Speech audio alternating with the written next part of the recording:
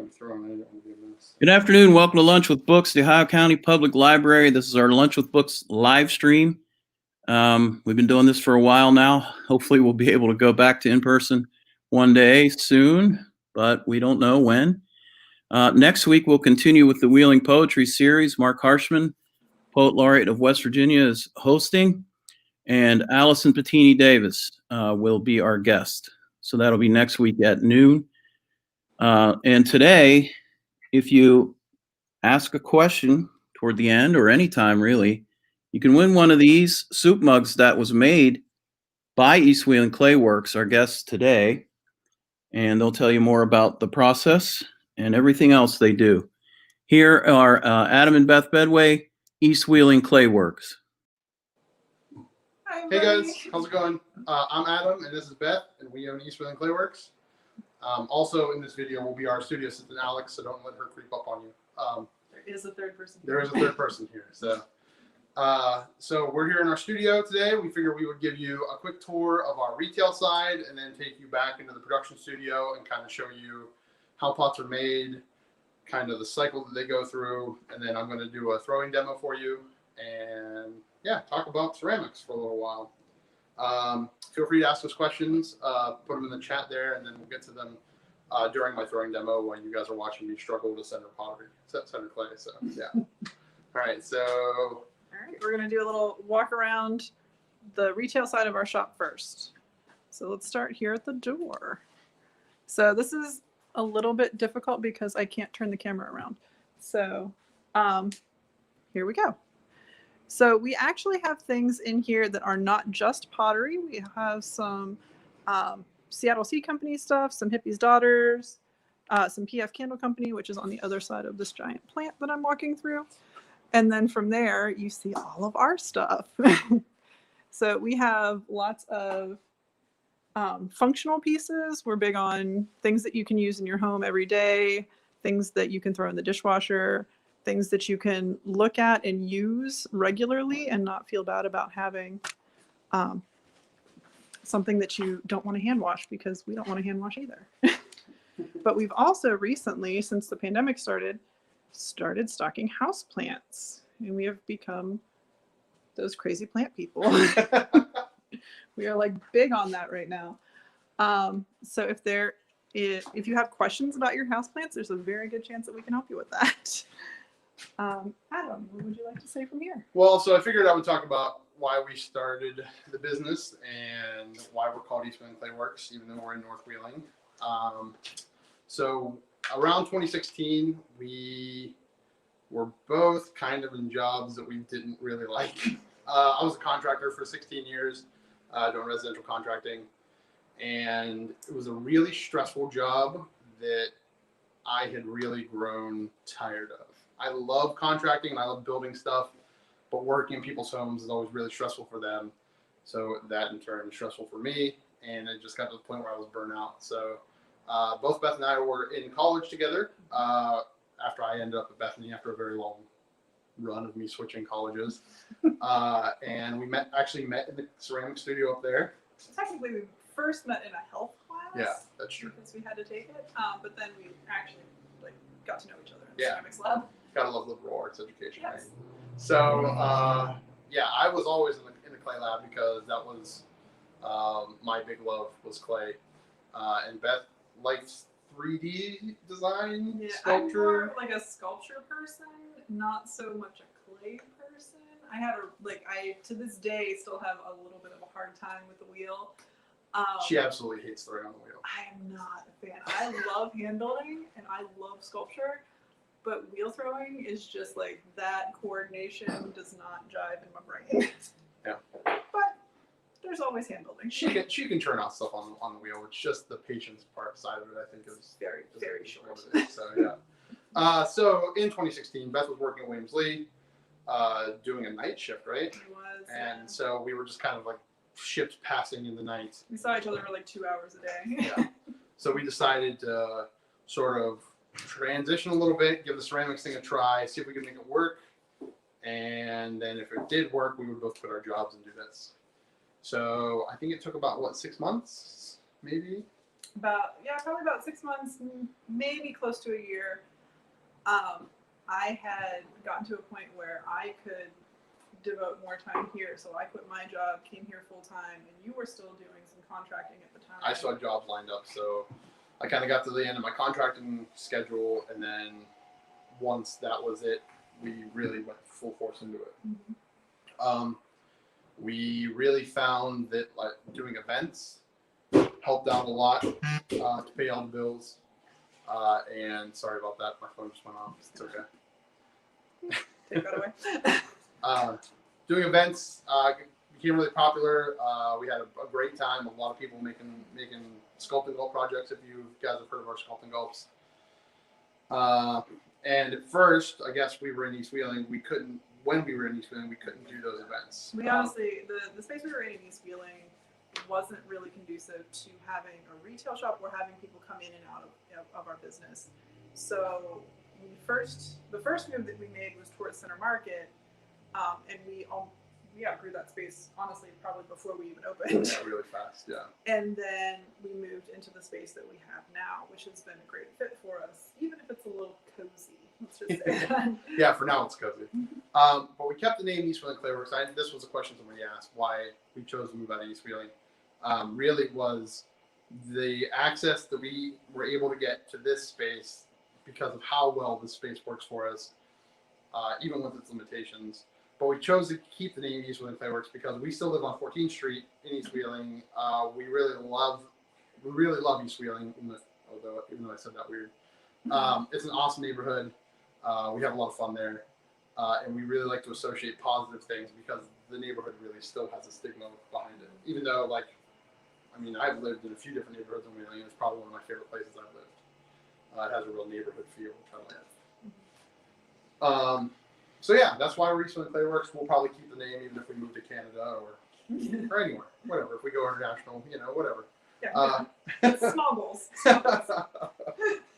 So coming up, we have a big project coming up. We are actually purchasing the building that we're in.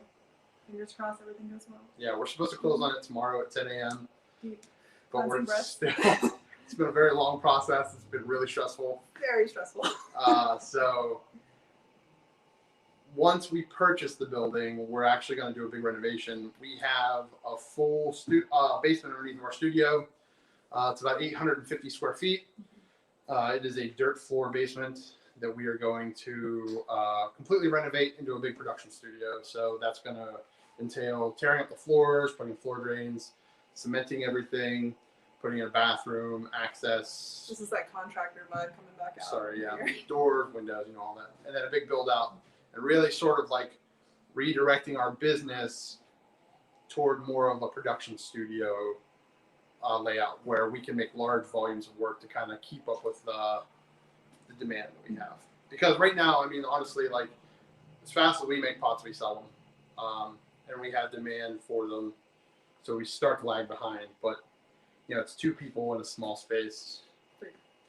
Well, two production potters. Two production potters, yeah. In a small space. With help from We actually technically have, we're four people because we actually have one other front of the house assistant, Autumn, who is not here today. But yeah, so we are expanding and growing, and hopefully we'll continue to do so as we expand the space. Yes. Which has been a big thing that has been going on. I can't say post-COVID, during COVID. Yeah. We have kind of had to redirect everything that we do. Yeah. Three quarters of our business, because the pandemic is gone. It came to a screeching halt. So basically, before the pandemic, we had in-person sales in our shop, which were not that frequent. We don't get a lot of foot traffic here. Yeah, we're not in we're a destination shop. We aren't really I'm passing by this shop. We did outside shows. We probably did 15 to 20 shows a year, and that's where the bulk of our retail income came from. We did our sculpting gulps, which were probably 4 workshops or more a month, which was honestly probably the bulk of our income.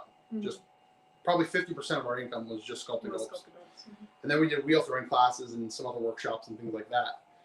So of those 4 things, the only thing that we have now are in-person retail sales and online sales. Which we've been we pivoted relatively quickly within the first few weeks to be a little bit more online than we had been previously, and we're still kind of in that swing of transition of trying to make it easier to buy things online and make it not as taxing to kind of click through a bunch of different programs and do all that. So we are actually in the middle of making a new website that is going to be a little bit more user friendly. So stay tuned. That's going to be coming soon. Very soon. We also did things like we offered local delivery because since we didn't have to spend as much time in the studio, we had some time to drive around and deliver pots to people. Plus, we have a toddler who loves to sleep in the car. That's true. We have an awful lot of naps in the car seat. So, and also we do contactless pickup, which you basically message us when you're coming. We'll have your package ready right outside of our door on our stoop, and you don't have to talk to or see anybody. So those are the sort of the things that we did to help our business get through the pandemic. We got really backed up with orders. Between that and I'm actually renovating the house that we live in. So we closed down again for a little while just to help us get caught up while we kept doing plant sales, online plant sales, and our sidewalk sales, which have worked out pretty well. So as of tomorrow, actually, on top of the stressful day that we already have planned, is going to be our first reopen day. We're going to be open 12 to 6, Wednesday, Thursday, Friday, Saturday. Through the holiday season, we're probably going to have some different hours that'll pop up for holiday shopping after Black Friday. But up until then, come in Wednesday through Saturday from 12 to 6, and we'll be here. Yeah, you can come and see our pretty faces. Let's see. I'm going to double check our outline. We actually did make an outline for you guys. Yes. And we're just like burning through it, so. Okay. So we'll do the life cycle of the pot now. Like the back of the shop tour and then the life cycle of the pot. We'll do the tour as we do the life cycle. Makes sense. You know what I mean? Yeah, it makes sense. All right. If you want to basically. I'm sorry for anyone who gets motion sickness. This is going to happen. So the first thing we're going to show you is a quick production shot of Alex on the wheel. She's nervous about this, so give her a hard time. So Alex is actually throwing these pumpkins right here that you can see. We make pumpkins up to about Thanksgiving. People seem to like them. This is our 3rd year now making them. And this year we're kind of doing some new colors that we've done than what we've done in the past, and 2 different clay bodies. So in the past, we've used a red clay body to make our pumpkins.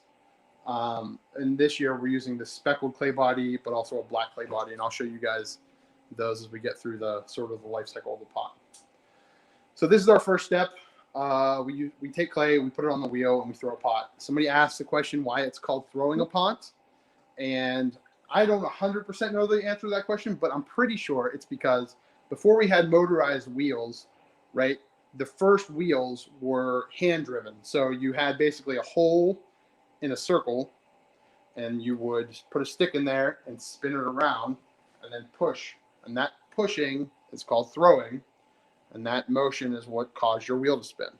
So that's why it's called throwing a pot. I always figured it's because you throw your clay. You throw your clay down? Splattered all over your I throw a house. lot of stuff every day. So, I mean, I throw clay all over you. All yeah, that's true.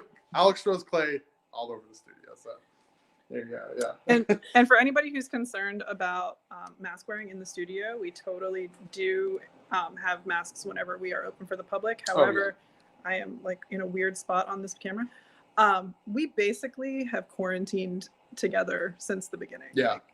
We don't see anyone. I mean, like, we see Alex, our kid. Alex sees us. I only see people outside if it's not you guys. Yeah, exactly. And Yeah. I'm like incredibly like. And we're also ultra paranoid. We've made a pretty good. We all started off the same page. Yeah, exactly. We've all been. I mean, I'm diabetic, so I'm a type 2 diabetic, and we have an 18-month-old, so we really didn't want to take any chances with the coronavirus and things like that. So we've been really careful about that. So, and if you do come to our shop and you need a mask, we have them here for your convenience. Yes, and hand sanitizer everywhere. Like so much hand sanitizer. Lots of it. We're part of the reason there was a shortage, actually. No, I'm just kidding. All right, so let's continue on with the life cycle of a pot. So yeah, so the first thing we do is we throw the pot on the wheel, right? Clay absorbs a ton of water. So Oh, look at this fancy pumpkin that's already done. what we have to do after it's thrown is we put it on those shelves behind Alex to dry. Like generally the next day, the clay will be in a state called leather hard, where it almost feels like, I don't know, like hard cheddar cheese. It's carvable and still a little bit damp. Or like leather. Also like leather. No one carves leather. So I'm just kidding. People probably definitely carve leather. So then we'll trim this. We'll take a little bit of weight off the bottom of the pot here, depending on what the pot is. We can add a handle and things like that. We've managed to kind of whittle down the process of our pumpkins to where Alex does all of it in the throwing stages. So now we pretty much just wait for this thing to dry. Once it dries, we will put it in our kiln.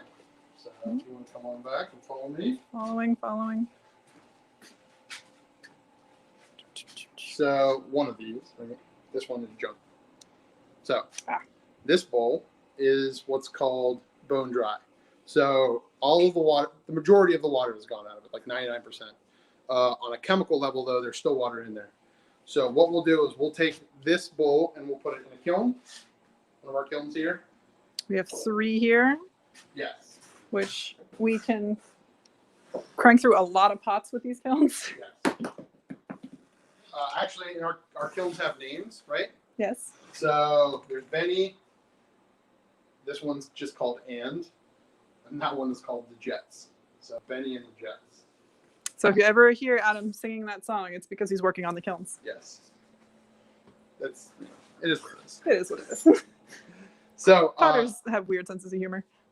So we yeah. spend a lot of time alone, so we can get a little weird in here.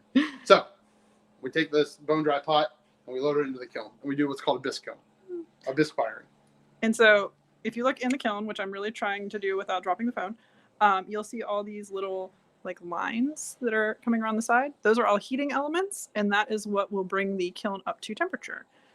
So for bisque firing, we fire to about 1888 degrees Fahrenheit. Now for potters, we refer to the amount of work done on the pot. So we use a temperature chart that's called a cone chart, but that refers to the amount of heat over a period of time. So it's called cone 05, but the kiln goes to 1888 degrees. 1800. Yes. Yeah, got it. That is It's Fahrenheit, not Celsius also. That would be terrible. So that's our first firing. Once that is done firing and the kiln cools, which generally takes about 36 hours, about 14 hours to fire-ish, and then about like 22 to 24 hours to cool.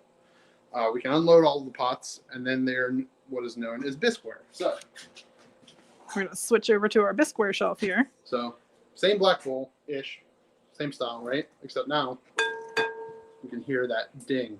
So what has happened is all of the water has been chemically removed from that bowl, right? So this bowl is very brittle, right? And this isn't a good bowl, so watch. Breaks right apart, no problem, right? This thing, if I put this back in water, it will turn back into clay. That's the nice thing about clay is we can recycle clay pretty much indefinitely. But with this bowl, once it's fired, it's much harder to break. I can still break it, but I don't want to because this is a good bowl. So now at this point, we'll take this bowl and we'll dip it in glaze and we'll fire it again to 2200. Well, I guess we're a little bit lower. So we're about 2180 degrees at cone 5, and we do a 30-minute hold. So what that means is that once the temperature hits 2180 degrees, it sits there for 30 minutes just to make sure everything is the same temperature. It gives our glazes a little bit of time to develop crystals and things like that, and then it turns off. It's time to cool down. So that firing takes about 24 hours, about 12 hours to fire and 12 hours to cool. Glaze firings go much faster than bisque firings do because the material at that point is a lot more durable. Yeah. You can heat it faster and it's not going to just like blow apart into Yeah. little tiny particles. And I can talk about quartz inversion and stuff like that, but that's really a lot of stuff. It gets that real guys don't nerdy. care about. Yeah, it's real nerdy. Basically, when we do a bisque firing, this stuff is chemically changed forever so that it will never turn back into clay again. It literally would have to erode down to a molecular level to be able to become clay again. You can grind bisque fired pots up and add them back into clay. Is this stuff called grog? It's sort of like a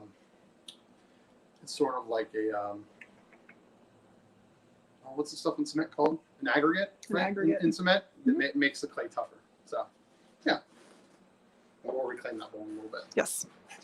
So after our pots come out of the kiln, they go in bisque form. We kind of lay them all out. We stamp all of them. Find a good one. Right, so we stamp them with, this is our maker's mark. I used to stamp them or write them all, but we make a lot of pots now and it gets a little bit time consuming. We also wax them so that the glaze that I'm about to apply doesn't stick to the bottom of the pot. So I'm going to glaze this hand-built mug. Also, this hand-built mug was done by Elizabeth Patch. Bedway. Elizabeth Patch-Bedway. Who always talks about how she doesn't like to work on a wheel, but this was hand-built. You can see. I love hand building. Yeah.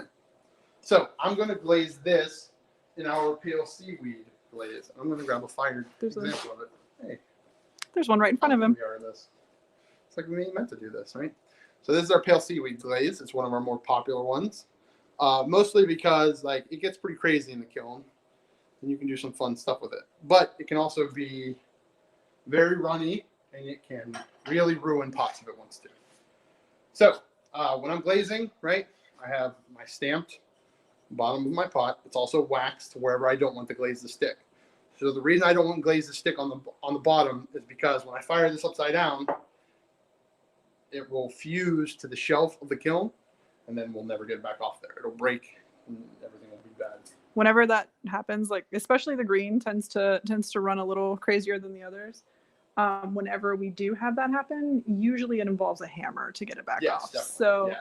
We are really cautious about where our wax resist goes. Yeah, chisels and hammers and the grinder usually. Yeah. So. Yeah. So the first thing we need to do is mix up our glaze. A lot of the time I use a drill with a mixer on it. It's down here, glaze. But I mixed this one up already, but it can settle. So I'm going to mix it back up with a giant whisk.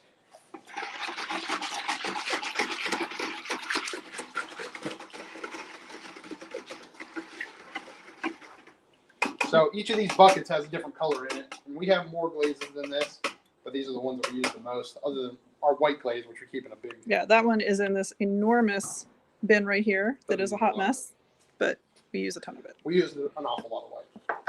So basically what a glaze is, it is a suspended, they're chemicals suspended in water. And it's like glaze and color, glaze. It's a clay and colorants and a flux, right? So those are your three basic things. So the clay coats the surface of the clay that you're already using. The colorants are what cause the color, of course. So it's things like chromium or copper. That one has a lot of copper oxide in it. Copper oxide, iron oxides, like black and red iron oxide, yellow iron oxide, cobalt. We tend to stay away from things that use a lot of things that cause sterility, especially cancer, because like chromium and cobalt and things like that can get pretty gnarly in their raw form. So like in the raw states like this, once they're fired, they're not so bad. But so if anybody has collected pottery in the past and has seen leaded glazes versus lead-free, specifically red glazes, red is one that has a lot of lead in it to give that bright, really brilliant red color. We tend to shy away from those because of we're firing in a space that we also have to breathe in. So we don't want to introduce any kind of chemicals that are going to cause us harm or anybody else. So we tend to go for the more natural approaches, the red iron oxides, the red mason stains versus the bigger, heavier leaded glaze. And I guess we should also mention that our kilns are vented to the outside. So they have a downdraft vent on them that pulls sort of contaminants and things like that in the atmosphere of the clay out and exhausts them outside. Our speckled clay body has manganese. Manganese, there it is. Nice. There it is. And manganese in its solid form is perfectly fine for you, but when you burn manganese, it will give you cancer real bad. Yeah. All kinds of like central nervous system disorders and things like that. So we really tend to, whenever we're firing that, we have the vent on and it is vented outside. So that way we're and like the parts per million breaks down so rapidly when it gets outside, it's not an issue anymore. Yeah. It's just in an enclosed space like this, it would be problematic. Yeah. Sort of like grilling inside. Yeah. You don't want to have all the smoke. Yeah. So back to the glazing. So I'm going to take my cup. We have lots of asides. We go off on tangents, guys. Sorry. I use these glaze tongs a lot So basically, they limit the amount of surface contact that I have with the piece, right? You got 4 little points. Just makes 4 little. Let me see if I can get it. There it is. 4 little tiny dots. I'm terrible with camera. Okay. So what I'm going to do is I'm going to glaze this once, and then I'm going to glaze the rim again to give it a little bit of definition. So I just dip it in, dump it back out for a couple seconds, and that's it. I mean, that's glazing. Like, this is part of the process that not a lot of potters love. I'm cleaning up the bottom there, and you can see. So I got to get all that glaze off. That wax resist that we put on it initially makes it so that you can just wipe that off. If you don't have the wax resist, it will stick like glue to the bottom, and then you will be sitting there scrubbing and scrubbing and scrubbing to get it clean. Yeah, one thing that bisqueware loves is water. So like chemically, all of the water is removed from bisqueware. So when you take it out of the kiln, it's a very thirsty surface. So what happens is, you can lean up if you want. There you go. So what happens is when you introduce water to it, it pulls water in, and it really holds on to that. So I'm not sure if you can see, like the surface of the pot is kind of a matte finish and dry, and the surface of the tongs are still really wet. Like, this is still wet, liquid, and this is completely dry because it pulls all that water into it. So that also is what gives you the thickness of glaze on that pot that you need to get a good surface once it's fired. Like, you have to have a certain thickness, I guess, in mils. Once you get the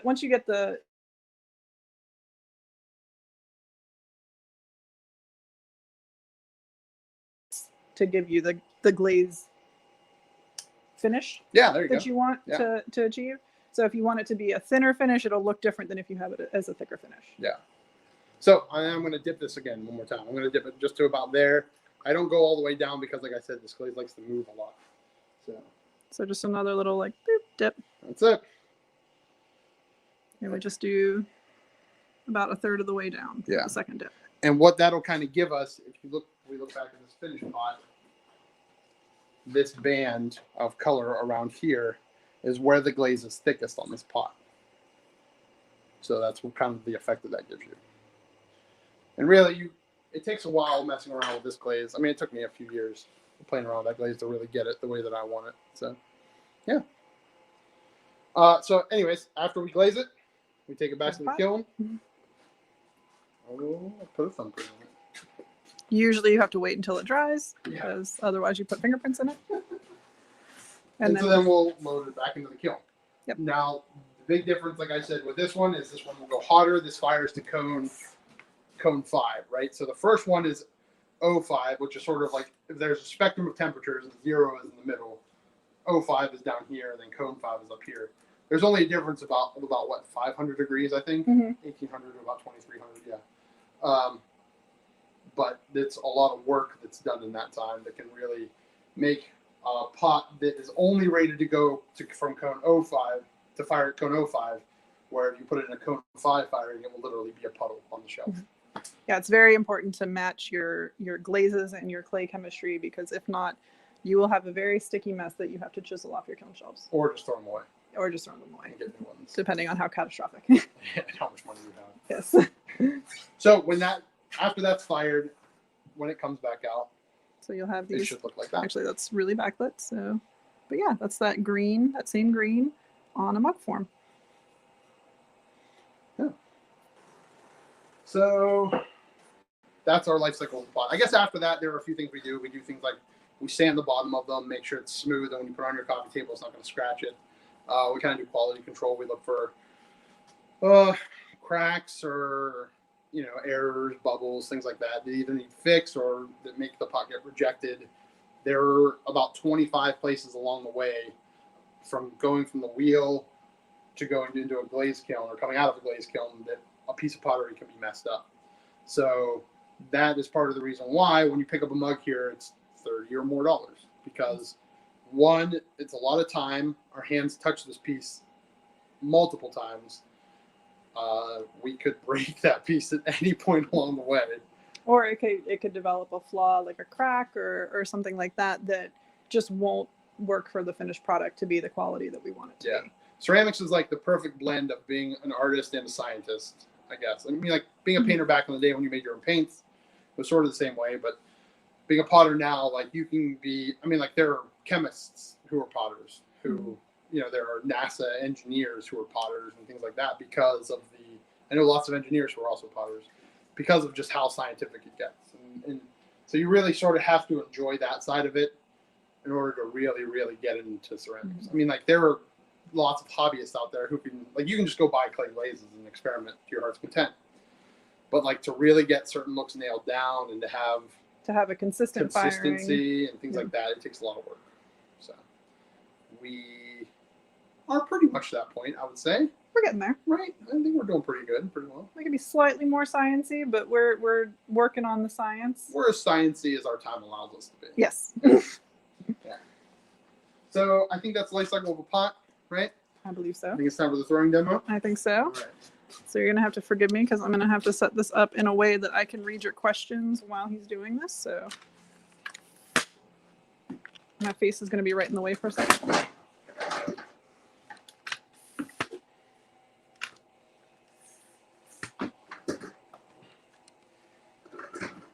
Sorry, you're probably looking at air right now.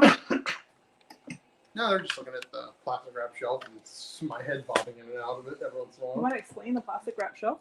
Oh, yeah, I guess I could. So the plastic wrap shelf that you see behind me is where we put pots when we need them to dry slowly, right? So sometimes, you know, we have busy work schedules and we can't get to our pots right during the next day, and sometimes it takes a couple of days, or sometimes we have a kiln firing, or the fans are on, or I don't know, the cat's being crazy. Or it's just summer. Or it's just summer.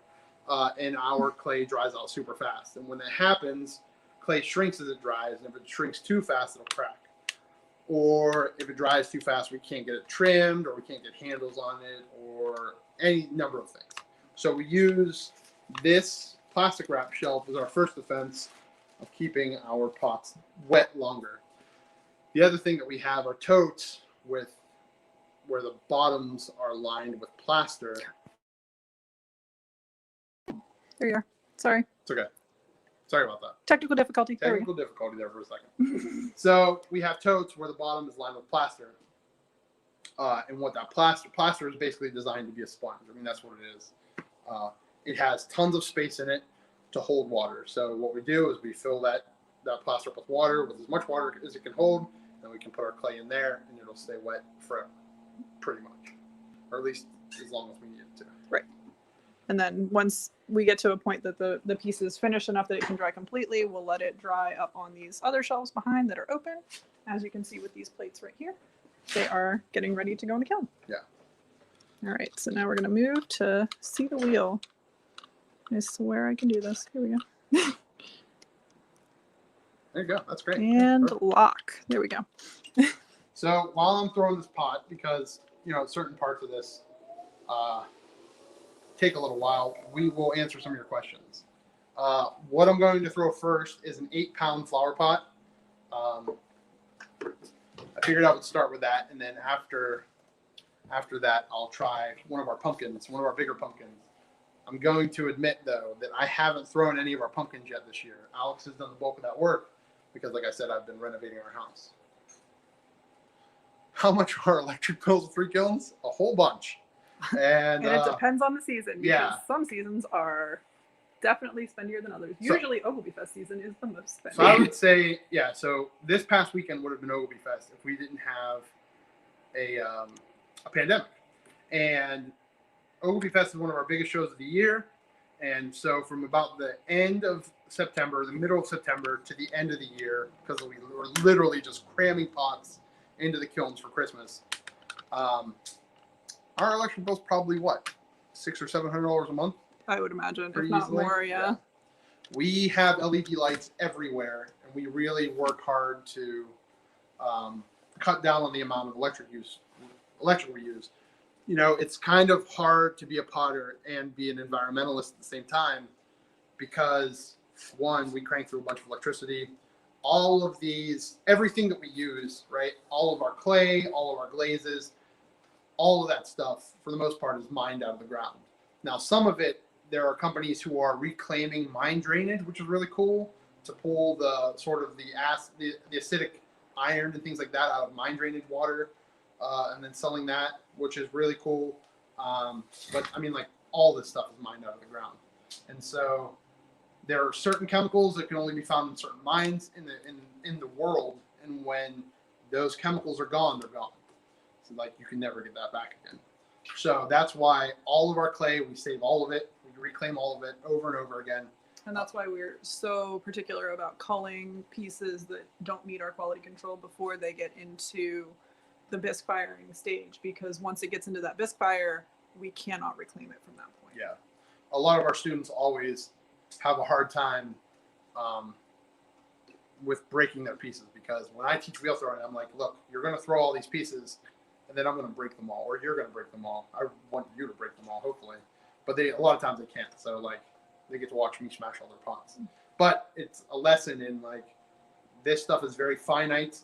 Once it's chemically changed, it can never be recycled. It can, I mean, like you can't do anything with bisqueware. It will last generationally longer than you will. Yeah. I mean, like they're still dating civilizations by the pottery they find there. Mhm. So, I mean, like it's become a really accurate way to help date civilizations, because ceramics last thousands and thousands of years. So yeah, we try and be very conscious of that. We try and make, tough decisions. One thing that I was taught as a potter is that like, basically if you did this once, you can do it again. So, I mean, you have that skill. And so much of learning to throw pots is about just developing the skills and developing the memory so that you can throw any piece at any given day. And if you don't, and not being attached really to the pot itself. Because honestly, like, hey Alex, you remember your first pots? Do you have any of them? No. You generally just want them to go away. The ones that I didn't give away, I threw away, and friends would be like, "What?" Yeah. You just don't Yeah. understand. So I have one of my first pots that I threw. I think my mom has a couple, and that's because she paid a whole lot for me to go to college. So she deserves them. Most of them I don't trash. Yeah. Just because they will outlive me. Yeah. Even Exactly. I mean, shards. you try and find something to do with them, but like you Right. can only have so many flower pots. Like so I many guess terrible flower I pots. do have a bunch of paintbrushes and stuff, Yeah. pens and stuff in them. Yeah. Okay, so I'm gonna start throwing. I'm going to scroll back through the chat and see what questions have come in. Christina asked, Pacific Northwest, that's awesome. Hello, Janet. We do make custom items. We actually are in the process of kind of coming up with a new policy for our custom items, because we have realized that we can very easily become bogged down in custom items, and it really has been affecting the way that we can produce lately.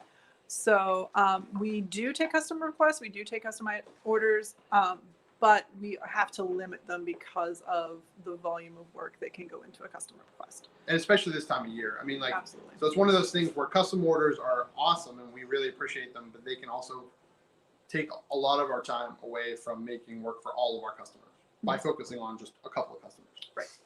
So Beth and I were we were having this conversation today over breakfast about sort of coming up with a new policy of limiting the amount of custom orders that we do so that we have more time for production. And we're sort of hashing that out. But if you want to message us like on Facebook or email us even, that would be awesome. And we'd be happy to talk about it. Yeah, and we're always happy if it's something that maybe we're not able to do, we're happy to kind of point you in a direction of somebody who might be able to do something for you too. Yeah. We aren't those people that are like, oh, if we can't do it. No, we're glad to point you in the direction of somebody who can.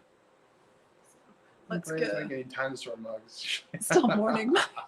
Christina asked a couple questions. She She asked about did. pumpkins. I have pumpkins that are in the kiln, white speckled ones that'll be out tomorrow. So you'll be able to pick those up this week.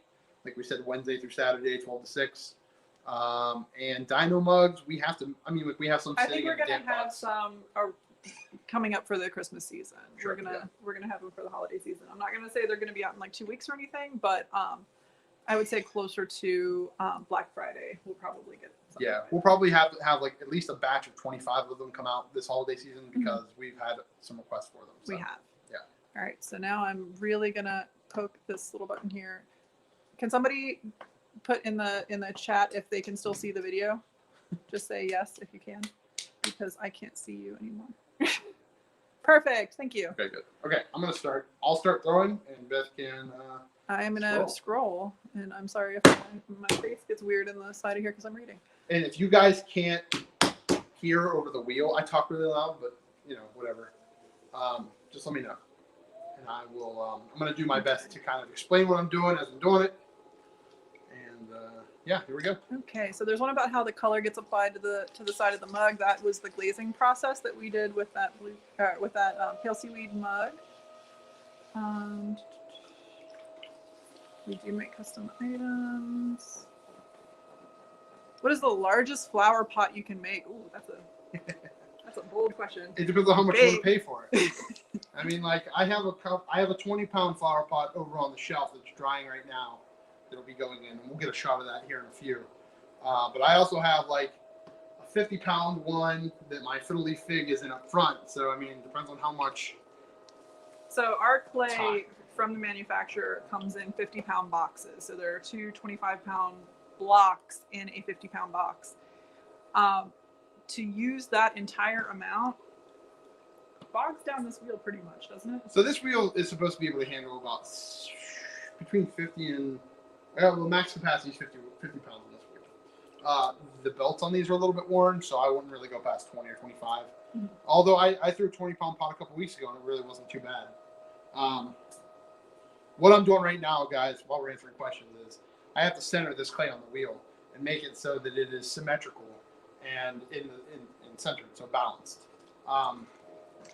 This part will usually takes the longest, but this is going pretty well. So you can kind of see, right, how it's not really wiggling all over the place anymore. So I'm getting pretty close to center. But the important part now is that I have to bring it down closer to the wheel head so I can start throwing it.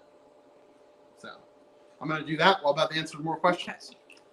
So here's one that we actually get a good bit. Do you plan on starting back with the group classes soon? We made a pumpkin last year and loved it. As much as we love doing the sculpting gulps and the group classes and even the private events, with social distancing requirements and guidelines in place, we just don't have the space to do so safely. Like we said earlier, that was a considerable portion of our regular income. So it's hard to say no that we're not going to do them for a while, but realistically, to keep everybody safe, we just can't until the social distancing restrictions safe for people to gather in big groups like that again. To socially distant do a sculpting gulp in here, I think we could fit 3 people. If we cleared out the whole upstairs, we could fit like 4 or 5 people. Yeah, our space is just so small, and since you've been at sculpting gulps in the past, you know they were a bit cozy to start with. It's just we don't feel comfortable putting people in a position to potentially have an issue arise. So as soon as we get the okay and the all clear that it's safe again, we're definitely looking into new classes and events. But as of right now, we have nothing on the horizon until we get the go ahead. So let's see. Functional pottery was made 9,000 to 10,000 years ago for vessels and drinking food. In what way is clay different now? Ooh, that's a good one. That's a great question. That's an awesome Nice. question. Well, Good job, can I start Carolyn. Go for it. Okay, so I'm gonna turn my wheel off for this. I get a chance to be a clay nerd for a second. Okay, so He's gonna love this. so we live in Appalachia, right? And we have one of the oldest mountain ranges in the world all around us, which is awesome. So we have great access to clay where we are now. And if this was even 100 years ago, we would spend a lot of our time digging and processing that clay, filtering out all of the particles in it that we don't want, drying it out a few times, breaking the particle sizes down, crushing it, processing it for weeks or months or even years to have a usable supply of clay. And not only that, but our clay would be the same color for all of our lives. We would use an orangey gray clay here that when it's fired, it turns sort of yellowish.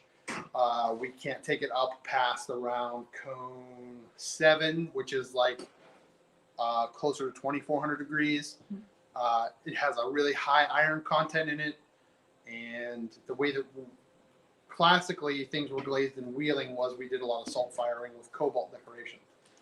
Which is wildly dangerous. Which would lead to, so like a potter my age at 38, I would be sterile because that's what cobalt does. Yeah. Like, And the salt firing puts out chlorine gas, so you would also have respiratory problems. Yes. All kinds of super fun health problems.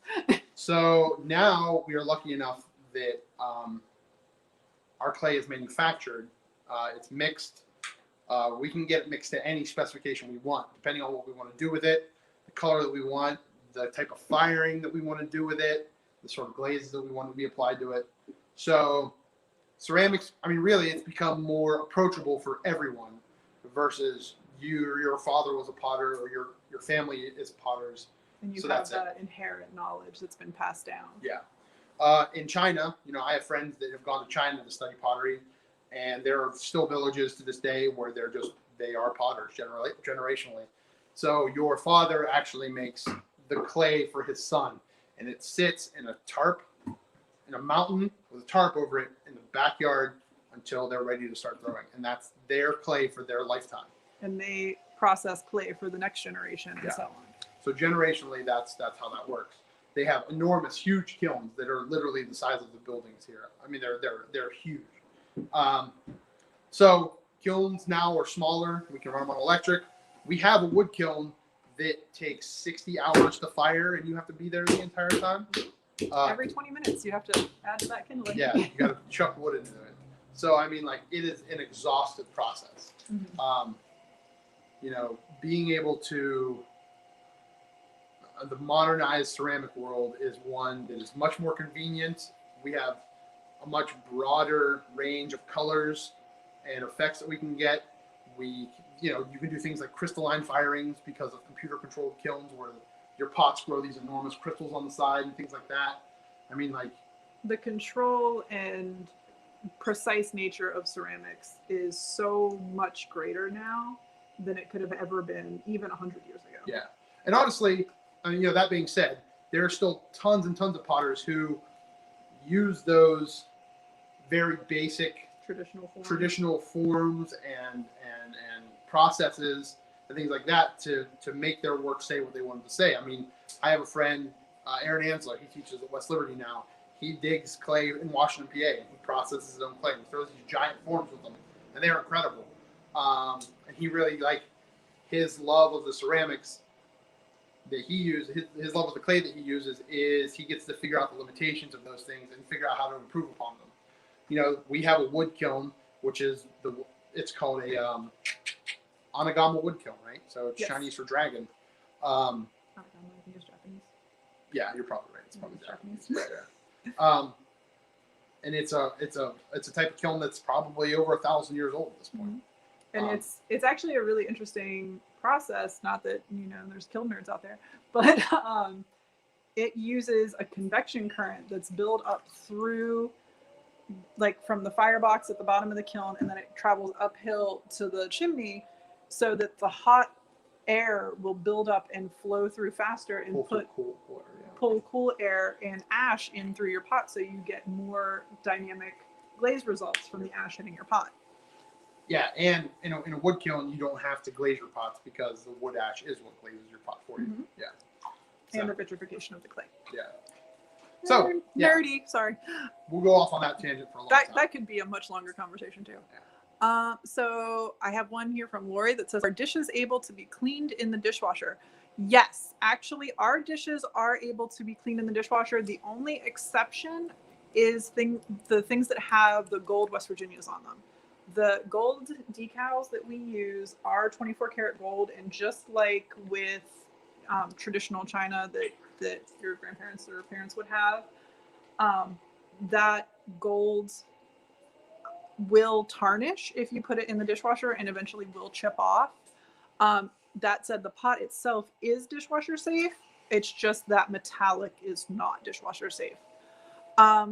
As far as the rest of our pieces, honestly, I think that at this point there's nothing that we make other than those that can't go in the dishwasher. We used to make wine glasses that were part wine, or part stemless wine glass and then part ceramic. And the connector on that, we told people to hand wash just because there was a chance if they had a very, very high temperature dishwasher, it might be a problem. But So yeah, we make sure that because we like convenience, that everybody else gets convenience too. Exactly. Did we cover? Do we have pumpkins ready for sale? That's going to be this coming week. This coming week we'll have the white speckled ones, and then next week we'll have more black ones in stock. And like no joke, the white speckled ones are going to be awesome. And they're gonna go fast. They're going to go fast. Let's see. Will you do gnomes again? We probably will do gnomes again. Probably in the spring we'll do some gnomes for. We might do some Christmas gnomes. We might do some Christmas gnomes. That is a thought. Nice job putting the gnomes in our mind. So yeah, we definitely will do gnomes again. Keep your eye out, and we'll let you know when they happen. Like we said though, we will not be doing a gnome workshop. Not for a while. Not for a while. Not until we have kind of the go ahead. We covered the electric bills. They are a lot.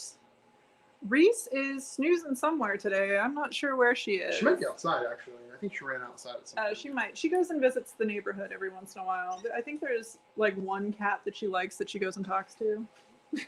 I've seen her like cavorting with a groundhog not too long ago. Oh really? She has a new groundhog friend? Yeah. Reese is not fond of other animals for the most part, so this is like big news for her to find a friend. Reese is our studio cat for Yes. those of you who don't know. Yes, Reese is our studio cat. Chasing it and trying to. Yeah, she was running away from it. Okay. Let's see. Nice to see you too, Rob. Bob Gaudio. Let's see. I bought some small bowls of black design a few years ago when you had a booth at Fall Festival. A friend really enjoyed receiving them. Would you happen to have any for sale now? If not, will you be making them again? If you can send us a picture, there's a chance. If you want to email it to us or shoot us a message on Facebook Messenger, either way, we could take a look and see if it's something that we have in stock or if it's something that we can bring back. And our email address is ewclayworks@gmail.com in case you guys do want to email us about anything. I mean, honestly, we love to talk. Yeah, obviously we've been prattling on for this long. So I'm going to talk about this pot for a second. Okay, go ahead. So I had my clay all centered up, and now I've opened it up. So what I've done is I've established the thickness of my bottom and sort of the width of the bottom. The width of my bottom might change a little bit, but that's basically the inside diameter of my pot. So now what I'm going to do is I'm going to start pulling the walls up. And if you haven't been paying attention up to this point, to me, you've just been listening to Beth, this is sort of like the interesting part, I guess, right? Yeah. People like this part because there's a big change quick. Yeah. So the first thing that I do, my clay wall, right, is a little bit, it's not symmetrical. I mean, it's not even, right? So it's like, it's a little bit thin at the top, and then it gets real wide, and then it gets thinner at the bottom than the middle is. So what I like to do is I like to make the whole thing consistent. That's the word I was looking for. Consistent all the way up before I really start pulling that clay. So that's what I'll do first.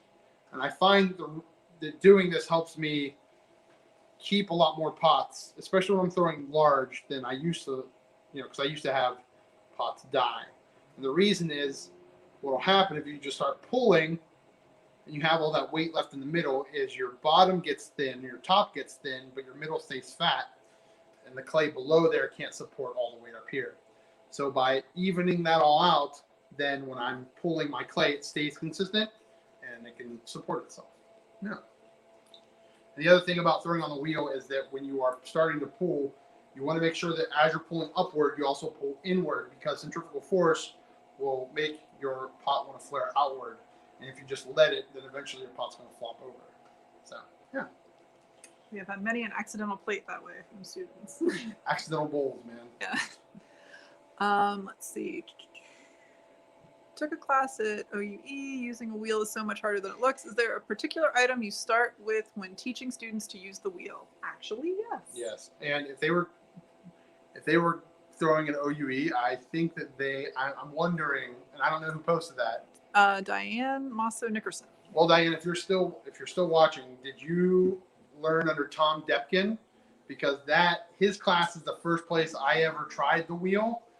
And Tom is not a wheel thrower. Tom's a great guy, and he makes awesome little pumpkins, but he himself will tell you, like, he is not a wheel thrower. So basically, like, I saw the wheel sitting in the back of the class underneath, like, a tarp, and I was like, can I try that? And he's like, I mean, if you want to, I can't really teach you much. And so I just started, like, kind of, like, hacking along at it. And it wasn't really until I went down to OU Athens that I took my first wheel throwing class.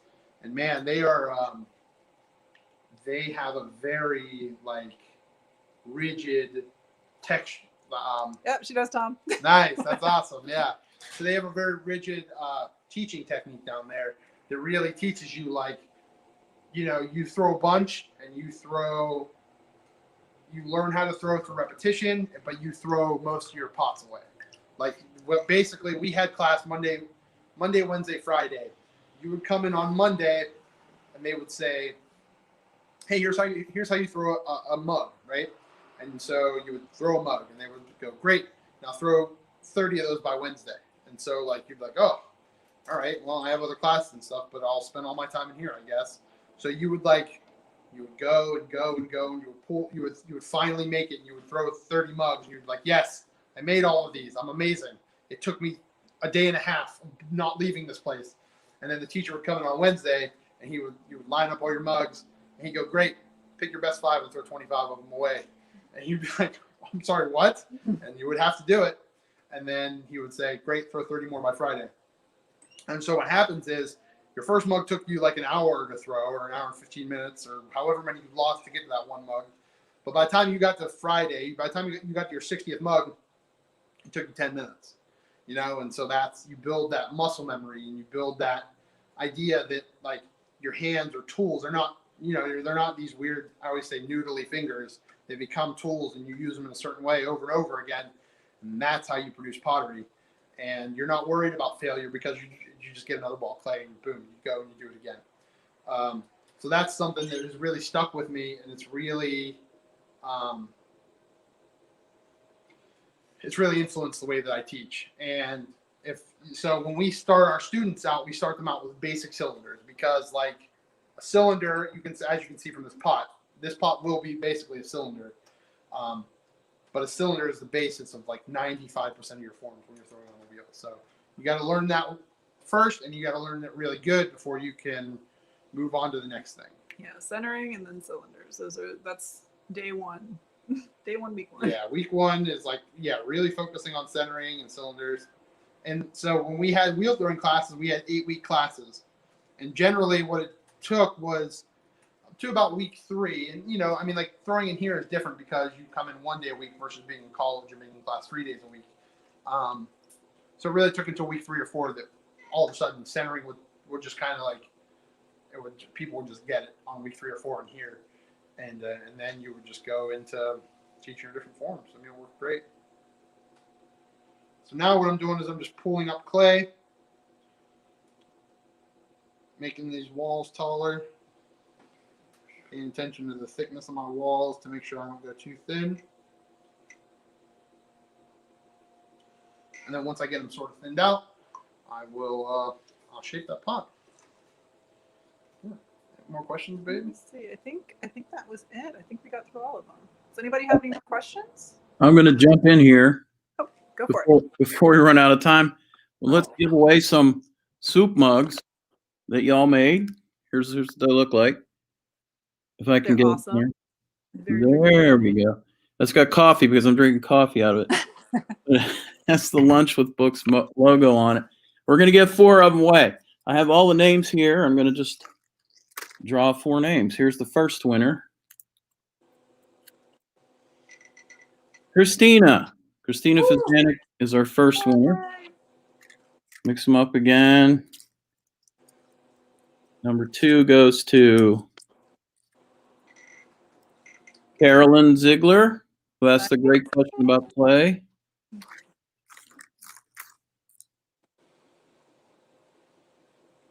Oh, he's gone. Here I am. Here's another one. He's back. He's back. I'm back. Clicked myself off. Andrea Allen. Nice. Yay. And finally, the one that fell out off the computer goes to The mug or the slip fell off the computer? Tina Nicholson. Tina Shreve Nicholson. All right. Congratulations, everybody who Yeah, won. congratulations, guys. Oh, I'm Biased, going to but give they're one pretty more awesome. away. We'll make it an even 5, an odd Nice. 5. Here we go. Chuck Julian, who asked the question about the colorization. Yes, definitely. All right. And everybody had really good questions. Yeah. They kept us talking for a long time, which is awesome. Carolyn's very excited about winning a mug and says she'll visit your shop soon. Awesome. Nice. All right. Thanks, guys. Do we have a finishing thing to do? I mean, like, Or is that's that- pretty much a flower pot Yeah. right there. I'm There going to it take it up a is. little bit higher, as you guys, but that's about it. Thanks, guys. We appreciate it. Awesome. And if you have any questions, feel free to follow us on Facebook. You can message us on there or email us. Shoot us an email at ewclayworks@gmail.com. It's scrolling on the screen now. There you go. Awesome. And then, oh, perfect. Nice. And then keep your eye out for updates on our Facebook or Instagram. And we're going to have our new website launching here pretty soon. Yeah. And support local businesses, man. Yeah, local businesses really Super need the love important. right now. So Right shopping local is super important right now. Shop local. Right. All right, guys. Thank you. See ya. Thanks. Have a good Thanks, day. Beth. Thanks, Adam. Y'all have a good day. Thanks, Sean. You Thanks too. everyone who attended today. See you